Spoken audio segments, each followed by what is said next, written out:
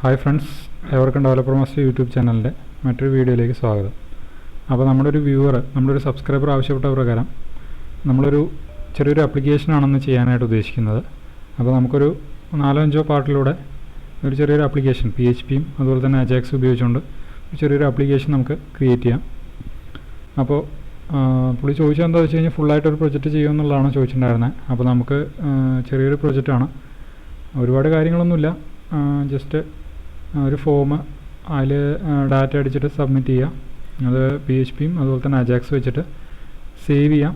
അതുപോലെ തന്നെ അവിടെ നിന്ന് ഡാറ്റ എടുത്ത് കാണിക്കുക, ഡിലീറ്റ് ചെയ്യുക, അപ്ഡേറ്റ് ചെയ്യുക, അത്രയും കാര്യങ്ങൾ നമുക്ക് ചെയ്യാം. അപ്പോൾ അതിനായിട്ട് നമ്മളിവിടെ ഒരു ഇൻഡെക്സ് പേജ്, നമ്മൾ PHPയുടെ സ്റ്റാർട്ടിങ്ങിൽ അതിൻ്റെ ഇൻസ്റ്റാളേഷനും കാര്യങ്ങളൊക്കെ നമ്മൾ മുന്നേ പറഞ്ഞിട്ടുള്ളതാണ്, സാമ്പും അങ്ങനെയുള്ള കാര്യങ്ങളൊക്കെ. അപ്പോൾ അത് കാണാത്തവരുണ്ടെങ്കിൽ, അതറിയാത്തവരുണ്ടെങ്കിൽ അതിൻ്റെ നമ്മുടെ PHPയുടെ വീഡിയോ ചെയ്തതിൽ പാർട്ട് 1 എടുത്ത് കണ്ടു കഴിഞ്ഞാൽ അതറിയാൻ പറ്റും എങ്ങനെ ഇൻസ്റ്റാൾ ചെയ്യാന്നുള്ള കാര്യങ്ങളൊക്കെ. അപ്പോൾ അതിൻ്റെ ലിങ്ക് ഞാൻ താഴെ ഡിസ്ക്രിപ്ഷനിൽ കൊടുത്തിട്ടുണ്ട്. അതുപോലെ പിന്നെ നമ്മളിതിൽ യൂസ് ചെയ്യുന്നതെന്ന് പറഞ്ഞു കഴിഞ്ഞാൽ റെസ്പോൺസീവ് ആയിട്ടാണ് നമ്മൾ ഇതിൽ ഡിസൈൻ ചെയ്യുന്നത്. അപ്പോൾ റെസ്പോൺസീവ് എന്ന് പറഞ്ഞാൽ എന്താണെന്ന് വെച്ച് കഴിഞ്ഞാൽ, പണ്ടത്തേക്ക് ഒരു വെബ്സൈറ്റ് എടുത്തു കഴിഞ്ഞാൽ നമുക്ക് കാണാൻ പറ്റും, സ്ക്രോൾ ചെയ്തിട്ടായിരിക്കും നമ്മളതിൽ ഓരോ കാര്യങ്ങൾ. ഇപ്പോൾ ഇൻപുട്ട് ബോക്സൊക്കെ ആണെങ്കിൽ വളരെ ചെറുതായിട്ടായിരിക്കും ഉണ്ടാവുക. അതിനെ നമ്മൾ സ്ക്രോൾ ചെയ്ത് സൂം ചെയ്തിട്ടൊക്കെ ആയിരിക്കും നമ്മൾ നോക്കുക, എന്നാൽ മാത്രമേ അത് നമുക്ക് കാണാനായിട്ട് പറ്റുള്ളൂ. പക്ഷേ ഇപ്പോഴത്തെ ലേറ്റസ്റ്റ് ആയിട്ടുള്ള ടെക്നോളജി പ്രകാരം നമുക്കത് ഓട്ടോമാറ്റിക് ഓരോ ഡിവൈസിനനുസരിച്ച് ഓട്ടോമാറ്റിക് അതിൻ്റെ സ്ക്രീൻ സൈസ് അഡ്ജസ്റ്റ് ആയിട്ട് വരുന്നതായിട്ട്, അതിനകത്തുള്ള കണ്ടൻറ്റ് അഡ്ജസ്റ്റായി വരുന്നതായിട്ട് നമുക്ക് കാണാൻ പറ്റും. സ്ക്രോൾ ചെയ്ത് നോക്കേണ്ടതായിട്ടൊന്നും നമുക്ക് അങ്ങനെയുള്ള ബുദ്ധിമുട്ടുകളൊന്നും ഇല്ല. അപ്പോൾ അതാണ് റെസ്പോൺസീവ് ഡിസൈൻ കൊണ്ട് ഉദ്ദേശിക്കുന്നത്. അതായത് ഓരോ ഡിവൈസിനനുസരിച്ച് അതിൻ്റെ സ്ക്രീൻ ഓട്ടോമാറ്റിക് അഡ്ജസ്റ്റായി വരിക. അപ്പോൾ അതിനായിട്ട് നമ്മൾ യൂസ് ചെയ്യുന്നൊരു ടെക്നോളജിയാണ് ബൂട്ട്സ്ട്രാപ്പ് എന്ന് പറയുന്നത്. അപ്പോൾ നമ്മളിപ്പോൾ ഇതിൽ ഒരു ഇൻഡെക്സ് പേജ് ക്രിയേറ്റ് ചെയ്തിട്ടുണ്ട്, അതുപോലെ തന്നെ ഒരു JS-ഉം അതുപോലെ തന്നെ ഒരു CSS-ഉം.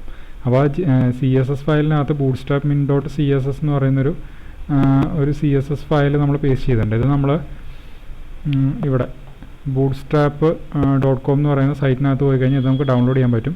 ഇത് നമ്മൾ ഡൗൺലോഡ് ചെയ്ത് കഴിഞ്ഞാൽ ഒരു CSS ഫയലും ഒരു JS ഫയലും ആയിരിക്കും നമുക്ക് ഉണ്ടാവുക. അപ്പോൾ അത് രണ്ടും, അതിൽ വേറെ കുറച്ച് ഫയലുണ്ടാവും, അത് നമ്മൾ ഡിലീറ്റ് ചെയ്യുക. എന്നിട്ട് ബൂട്ട്സ്ട്രാപ്പ് മിന്നും അതുപോലെ തന്നെ jQuery min ബൂട്ട്സ്ട്രാപ്പ് എന്ന് പറയുന്ന, അല്ലെങ്കിൽ ബൂട്ട്സ്ട്രാപ്പ് min.js എന്ന് പറയുന്ന ആ 2 ഫയലുകൾ മാത്രം നമ്മൾ ഇങ്ങനെ ഇതിലേക്ക് കൊണ്ടുവരാം, നമ്മുടെ പ്രൊജക്റ്റിലേക്ക് കൊണ്ടുവരാം. ഇപ്പോൾ ഞാനിതിൽ 2 ആഡ് ചെയ്ത് വെച്ചിട്ടുണ്ട്. ഇതിൽ പോയി കഴിഞ്ഞാൽ ഡൗൺലോഡ് ചെയ്യുക, അത്രയേ ഉള്ളൂ. അപ്പോൾ അത് ഡൗൺലോഡ് ചെയ്ത് നമ്മുടെ പ്രൊജക്റ്റിനകത്തേക്ക് ഇതുപോലെ, ഇപ്പോൾ ഞാൻ to-do എന്ന് പറയുന്ന ഒരു പ്രൊജക്റ്റാണ് ഡയറക്ടറിയാണ് ക്രിയേറ്റ് ചെയ്തിരിക്കുന്നത്. അപ്പോൾ അതിനകത്ത് നമ്മൾ ആ CSS-ഉം JS-ഉം പേസ്റ്റ് ചെയ്യുക. അതുപോലെ തന്നെ നമ്മളത് ചെയ്യുന്നത് ഞാൻ പറഞ്ഞു jQuery Ajax ആണ്.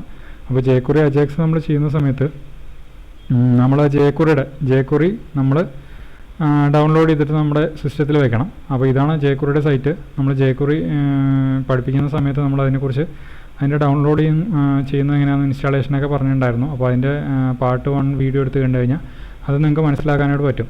അപ്പോൾ ഇത് ഞാൻ ഓൾറെഡി ഡൗൺലോഡ് ചെയ്ത് വെച്ചിട്ടുണ്ട്. ഇവിടെ ഡൗൺലോഡിൽ പോയി കഴിഞ്ഞാൽ നിങ്ങൾക്കത് ചെയ്യാൻ പറ്റും. അതിൻ്റെ ഒരു JS ഫയൽ ഞാനിവിടെ ഡൗൺലോഡ് ചെയ്ത് വെച്ചതായിട്ട് നിങ്ങൾക്ക് കാണാൻ പറ്റും.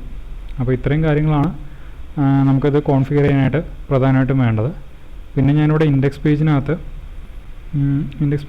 ഞാൻ ഡോക്യുമെൻറ്റ് ടൈപ്പ് HTML, അതുപോലെ തന്നെ HTML സ്റ്റാർട്ടിങ്, ഹെഡ്, അതിനൊരു ടൈറ്റിൽ ഞാൻ കൊടുത്തിട്ടുണ്ട്. അതുപോലെ തന്നെ അടുത്തൊരു മെറ്റ ടാഗ് ഞാൻ കൊടുത്തിട്ടുണ്ട്. മെറ്റയിൽ എന്താണെന്ന് വെച്ച് കഴിഞ്ഞാൽ name equal to viewport content. അതായത് ഇതെന്താ ഉദ്ദേശിക്കുന്നത് വെച്ച് കഴിഞ്ഞാൽ, ഞാൻ പറഞ്ഞു റെസ്പോൺസീവ് ആയിട്ടാണ് നമ്മൾ ഡിസൈൻ ചെയ്യുന്നതെന്ന് പറഞ്ഞു. അപ്പോൾ റെസ്പോൺസീവ് ആകാനായിട്ട്, അതായത് ഓരോ ഡിവൈസിനനുസരിച്ച് ഓട്ടോമാറ്റിക് സെറ്റായി വരാനായിട്ടുള്ള മെറ്റ ടാഗാണിത്. ബൂട്ട്സ്ട്രാപ്പിൻ്റെ മെറ്റ ടാഗാണിത് നമ്മളിവിടെ കൊടുത്തിരിക്കുന്നത്. അപ്പോൾ അതിൽ നമ്മൾ നോക്കിയാൽ name equal to viewport, അതുപോലെ തന്നെ content width equal to device width, അതായത് നമ്മൾ ഏത് ഡിവൈസാണ് ഉപയോഗിക്കുന്നത് അതിൻ്റെ ഡിവൈസ് വിഡ്ത്ത് ആ വിഡ്ത്തിൽ സെറ്റ് ആവാൻ. അതുപോലെ ഇനീഷ്യൽ സ്കെയിൽ 1 എന്നുള്ളത് നമ്മൾ ഇതിൽ കൊടുത്തിരിക്കണം. എന്നാലേ ബൂട്ട്സ്ട്രാപ്പിൻ്റെ അത് ബൂട്ട്സ്ട്രാപ്പ് നമ്മൾ യൂസ് ചെയ്യുന്ന സമയത്ത് അത് കറക്റ്റായിട്ട് വർക്ക് ആവുള്ളൂ. പിന്നെ ഇവിടെ ബോഡി ടാഗ് ഞാൻ ഓപ്പൺ ചെയ്തിട്ടുണ്ട്, അതിവിടെ എൻഡ് ചെയ്യണം. അതുപോലെ തന്നെ HTML അതിന് ശേഷം ക്ലോസ് ചെയ്യണം. HTML ടാഗ് ഞാൻ അതിന് ശേഷം ക്ലോസ് ചെയ്തു. അപ്പോൾ ഇത്രയാണ് ബേസിക്കായിട്ട് ഇതിൻ്റെ ഒരു കോൺഫിഗറേഷനിൽ വരുന്നത്. നിങ്ങൾക്ക് എന്തെങ്കിലും ഡൗട്ട് ഉണ്ടെങ്കിൽ താഴെ കമൻറ്റ് ചെയ്താൽ മതി, നമ്മളത് ഡീറ്റെയിൽ ആയിട്ട് പറഞ്ഞു തരാം. അപ്പോൾ ഇത്രയാണ് ബേസിക്കായിട്ട് വേണ്ടത്. ഇനി നമുക്ക് ഇവിടെ ബൂട്ട്സ്ട്രാപ്പും അതുപോലെ തന്നെ CSS ഒക്കെ നമ്മളിവിടെ കൊടുത്തിട്ടുണ്ട്. അപ്പോൾ നമ്മുടെ പ്രൊജക്റ്റിലേക്ക് അതിനെ കൊണ്ടുവരണം, ഇൻക്ലൂഡ് ചെയ്യിക്കണം. അപ്പോൾ ഇതിവിടെ നമ്മൾ ക്രിയേറ്റ് ചെയ്ത് അല്ലെങ്കിൽ പേസ്റ്റ് ചെയ്ത് വെച്ചിട്ട് മാത്രമേ ഉള്ളൂ. അപ്പോൾ നമ്മളത് ഇൻക്ലൂഡ് ചെയ്യാനായിട്ട് ഫസ്റ്റ് നമ്മളെപ്പോഴും CSS ആയിരിക്കണം ആദ്യം ലോഡ് ചെയ്യേണ്ടത്. അതിന് ശേഷമായിരിക്കും എന്ത് ലോഡ് ചെയ്യുക, JSലെല്ലാം ലോഡ് ചെയ്യുക. അപ്പോൾ അതിനായിട്ട് ലിങ്ക് ആദ്യം നമുക്ക് CSS ആഡ് ചെയ്യണം. Link rel = style sheet. ഇതൊക്കെ നമ്മൾ CSSൻ്റെ ക്ലാസ്സിൽ ഡീറ്റെയിൽ ആയിട്ട് പറഞ്ഞിട്ടുണ്ട് ഇതൊക്കെ എന്താണെന്നുള്ളത്. അപ്പോൾ ആ ക്ലാസ് അത് അറിയാത്തവരുണ്ടെങ്കിൽ ആ ക്ലാസ് എടുത്ത് കണ്ടു കഴിഞ്ഞാൽ കൂടുതൽ കാര്യങ്ങൾ അറിയാൻ പറ്റും. Link rel style sheet = style sheet hf നമ്മുടെ CSS ഫയൽ, അതായത് CSS/ നമ്മുടെ ഫയലിൻ്റെ നെയിം എന്ന് പറയുന്നത് bootstrap.min.css എന്നുള്ളതാണ് നമ്മുടെ ബൂട്ട്സ്ട്രാപ്പിൻ്റെ CSS ഫയൽ എന്ന് പറയുന്നത്. അപ്പോൾ ഞാനത് ഇതിലേക്ക് ഇൻക്ലൂഡ് ചെയ്തു. ഇനി അടുത്തായിട്ട് നമുക്ക് 2 JS ഫയൽ ഇൻക്ലൂഡ് ചെയ്യണം. അതിനായിട്ട് സ്ക്രിപ്റ്റ് src = bootstrap.js. അതുപോലെ തന്നെ അടുത്ത സ്ക്രിപ്റ്റാണ് സ്ക്രിപ്റ്റ് src = jQuery 3.5.1.js എന്നുള്ളത്. അപ്പോൾ ഇത് രണ്ടും നമ്മൾ ഇൻക്ലൂഡ് ചെയ്യണം. അതിന് ശേഷം നമ്മൾ ഇവിടെ ഒരു കണ്ടെയ്നർ സ്റ്റാർട്ട് ചെയ്യണം. div class = container.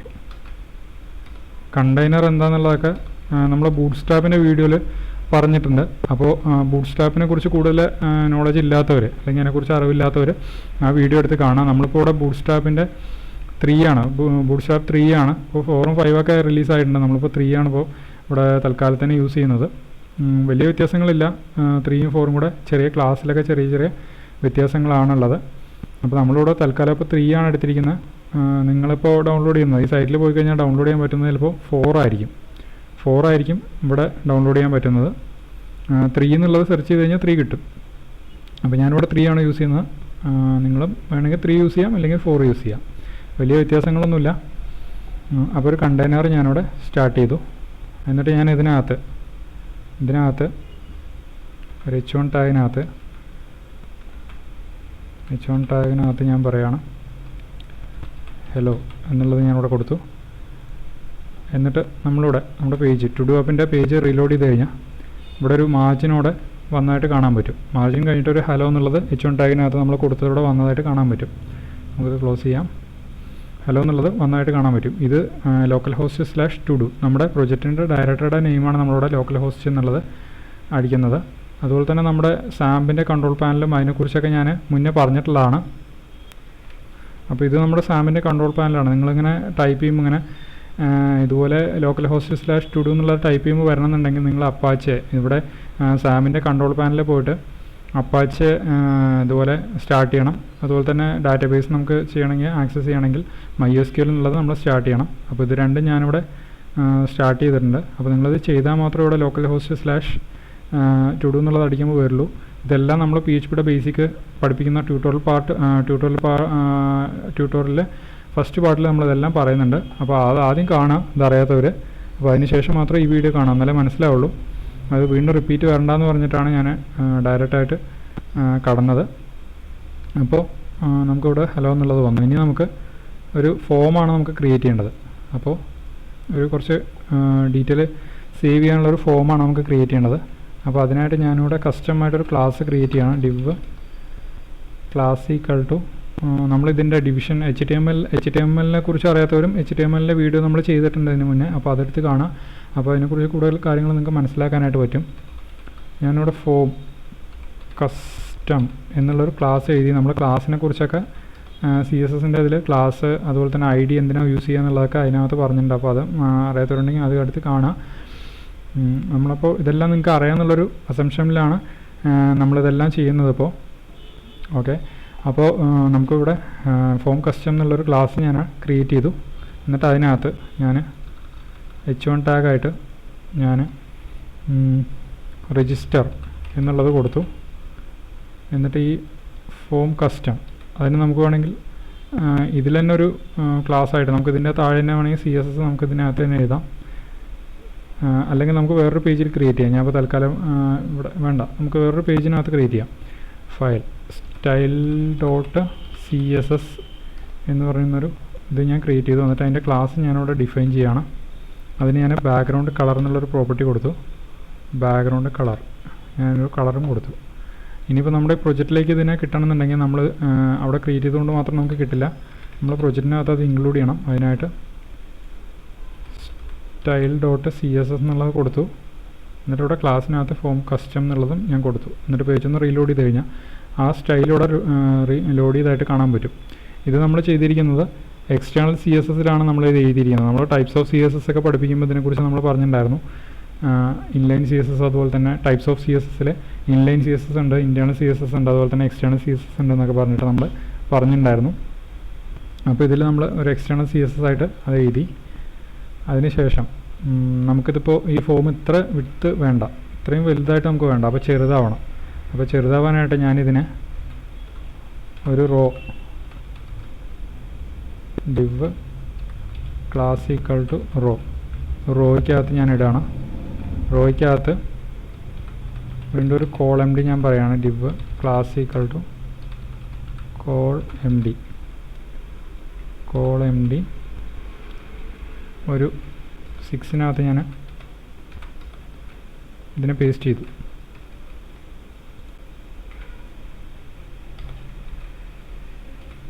ഇതിനെ ഞാനൊരു col_md 6-നകത്ത് ഞാൻ പേസ്റ്റ് ചെയ്തു.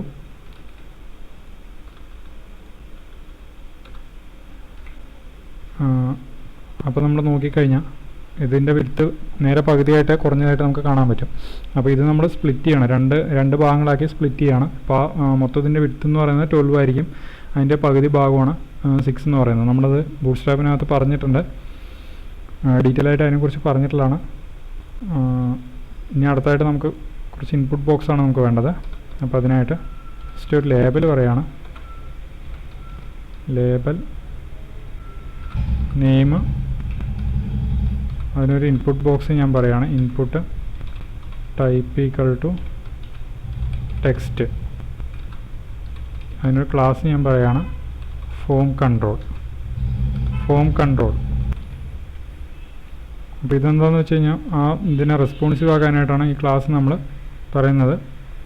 അപ്പോൾ അത് കൊടുത്തു കഴിഞ്ഞാൽ നമുക്കിങ്ങനെ ഫോം കൺട്രോൾ കൊടുക്കുമ്പോൾ, ഞാനിപ്പോൾ ഇതിൻ്റെ ക്ലാസ് കളഞ്ഞു കഴിഞ്ഞാൽ അത് ചെറുതായിട്ട് വന്നതായിട്ട് നമുക്ക് കാണാൻ പറ്റും.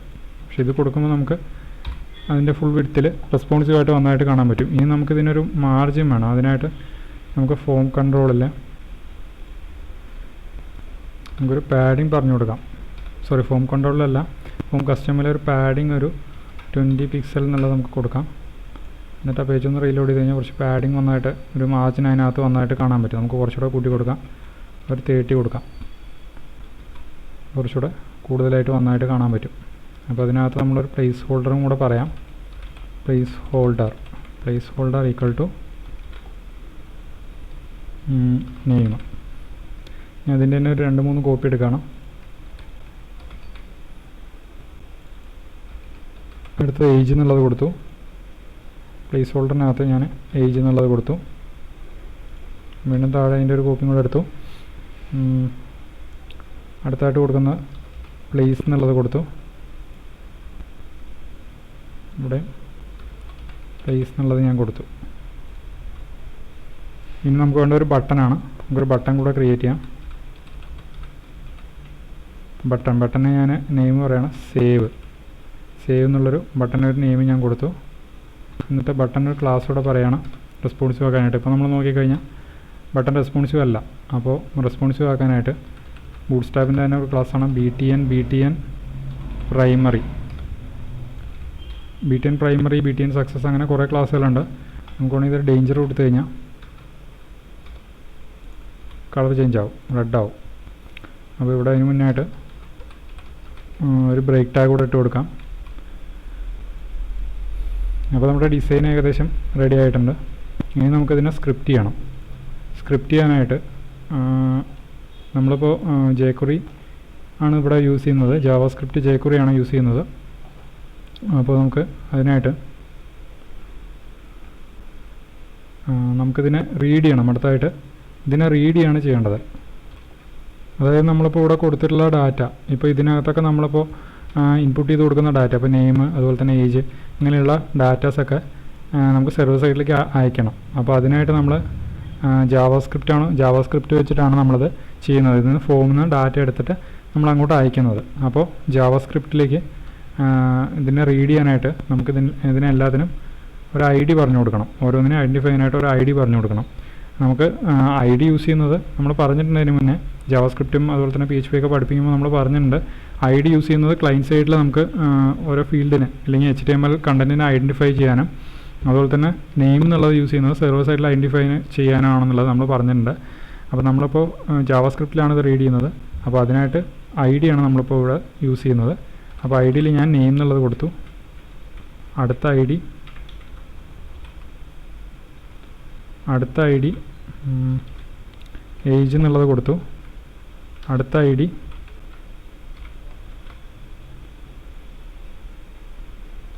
പ്ലേസ് എന്നുള്ളത് കൊടുത്തു. എന്നിട്ട് നമ്മളിവിടെ ഒരു ജാവാസ്ക്രിപ്റ്റ് ഫംഗ്ഷൻ എഴുതാണ്, ഓൺ ക്ലിക്ക് എന്ന് പറയുന്നൊരു ഫംഗ്ഷൻ എഴുതാണ്. ഇത് നമ്മൾ ജാവാസ്ക്രിപ്റ്റ് പഠിപ്പിക്കുമ്പോൾ ഓൺ ക്ലിക്കും അങ്ങനെയുള്ള ഇവൻറ്റ്സിനെ കുറിച്ച്, ഓൺ ക്ലിക്ക് ഓൺ ചേഞ്ച് അങ്ങനെയുള്ള ഇവൻറ്റ്സിനെ കുറിച്ചൊക്കെ നമ്മൾ ഡിസ്കസ് ചെയ്തിട്ടുള്ളതാണ്. അപ്പോൾ അത് അറിയാത്തവരുണ്ടെങ്കിൽ ആ ക്ലാസ് എടുത്ത് കണ്ടു കഴിഞ്ഞാൽ കൂടുതൽ കാര്യങ്ങൾ മനസ്സിലാക്കാൻ പറ്റും. അത് ഞാനൊരു ഫംഗ്ഷൻ എഴുതാണ്, സേവ് ഡാറ്റ എന്നുള്ളൊരു ഫംഗ്ഷൻ ഞാനിവിടെ എഴുതിയിട്ട് നമുക്കിനി ഈ ഫംഗ്ഷനെ ഡിഫൈൻ ചെയ്യണം, ഈ ഇവൻറ്റിനെ ഡിഫൈൻ ചെയ്യണം. അപ്പോൾ അതിനായിട്ട് ഞാൻ ഇവിടെ താഴെ തന്നെ ഒരു സ്ക്രിപ്റ്റ് ടാഗ് ഓപ്പൺ ചെയ്യാണ്. എന്നിട്ട് അതിനകത്ത് ഫങ്ഷൻസിൻ്റെയൊക്കെ ക്ലാസ് നമ്മൾ ജാവാസ്ക്രിപ്റ്റ് ഫങ്ഷൻസും അതുപോലെ jQuery ഫങ്ഷൻസൊക്കെ നമ്മൾ പറഞ്ഞിട്ടുണ്ട്. അപ്പോൾ നമ്മളിവിടെ jQuery ഫങ്ഷനാണ് ഉപയോഗിക്കുന്നത്. എന്നിട്ട് ഞാനിത് വർക്ക് ചെയ്യണമെന്ന് അറിയാനായിട്ട് ഒരു അലേർട്ട് ഇടുകയാണ്. അലേർട്ട് ഹായ് എന്നുള്ളത് ഇട്ടു. എന്നിട്ട് നമ്മൾ പേജ് നിന്ന് എടുത്തിട്ട് വെറുതെ ഇത് ക്ലിക്ക് ചെയ്തപ്പോൾ ഹായ് എന്നുള്ളത് നന്നായിട്ട് കാണാൻ പറ്റും. ഇനി നമുക്ക് എന്താ ചെയ്യേണ്ടതെന്ന് വെച്ച് കഴിഞ്ഞാൽ ഇവിടെയുള്ള ഏജ് അതുപോലെ തന്നെ ഇങ്ങനെയുള്ള എല്ലാ ഡാറ്റയും നമുക്ക് നമ്മുടെ ജാവാസ്ക്രിപ്റ്റിലേക്ക് നമുക്ക് എടുക്കണം. അപ്പോൾ ഇന്ന് നിങ്ങൾ ഇത്രയും കാര്യങ്ങൾ ചെയ്തു വയ്ക്കുക. ബാക്കി കാര്യങ്ങൾ നമുക്ക് അടുത്ത ക്ലാസ്സിൽ ഡിസ്കസ് ചെയ്യാം. എല്ലാം കൂടെ ഒരുമിച്ച് ഞാൻ പറയുന്നില്ല. അപ്പോൾ ഇത്രയും കാര്യങ്ങൾ നിങ്ങൾക്ക് ചെയ്യാൻ പറ്റുന്നുണ്ടോ എന്നുള്ളത് നോക്കുക. അതിനുശേഷം നമുക്ക് ബാക്കിയുള്ള കാര്യങ്ങൾ ഡിസ്കസ് ചെയ്യാം. അപ്പോൾ നിങ്ങൾക്ക് PHP ഈ ക്ലാസ് ഇഷ്ടപ്പെട്ടെന്നുണ്ടെങ്കിൽ ലൈക്ക് ചെയ്യുക. അതുപോലെ PHPയും അതുപോലെ ഇത്തരത്തിലുള്ള പ്രൊജക്റ്റുകളൊക്കെ ചെയ്യാൻ താല്പര്യമുള്ള നിങ്ങളുടെ ഫ്രണ്ട്സ് ഉണ്ടെങ്കിൽ അവർക്ക് ഈ വീഡിയോ ഷെയർ ചെയ്ത് കൊടുക്കുക. അപ്പോൾ ഓക്കെ ഫ്രണ്ട്സ്, ഇതിൻ്റെ ബാക്കി പാർട്ടുമായിട്ട് അടുത്ത ക്ലാസ്സിൽ വീണ്ടും കാണാം. Okay friends, thank you.